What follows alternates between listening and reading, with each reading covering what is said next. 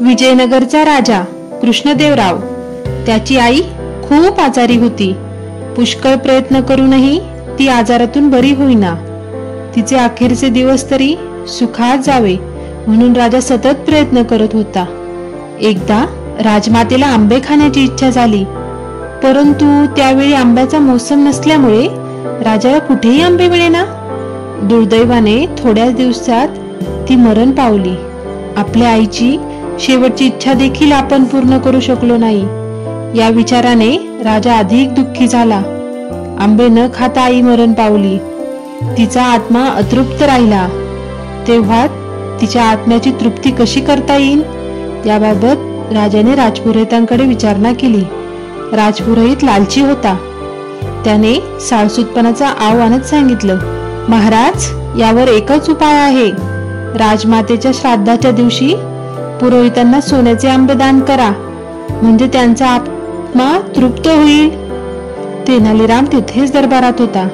तो मनात म्हणाला, अरे लबाडा, राजाच्या भोळेपणाचा गैरफायदा घेतोस काय?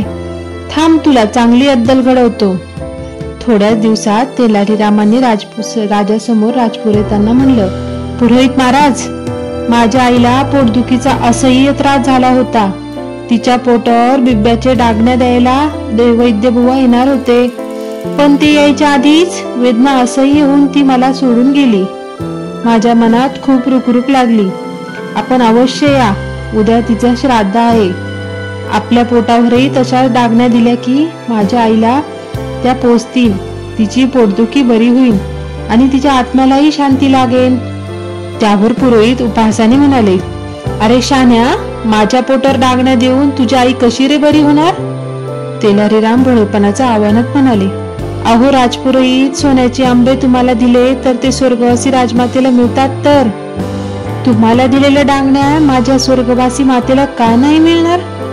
तेनालीरामचे उत्तर ऐकून राजपुरोहितांचा चेहरा पांढरा फटक पडला. त्याला दरदरून घाम फुटला. राजाला राजपुरोहितांचा कावा समजून आला. राजपुरोहितांनी आपल्या कृत्याची कबुली देऊन राजाकडे क्षमा मागितली.